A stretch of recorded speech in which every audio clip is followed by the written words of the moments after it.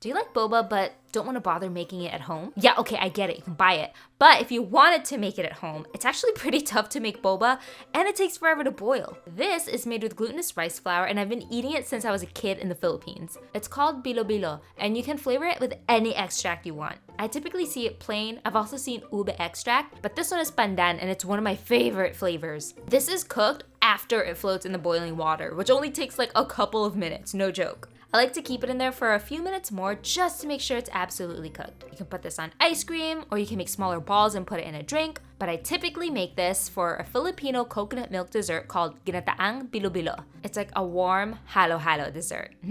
Try making this at home and let me know what you think.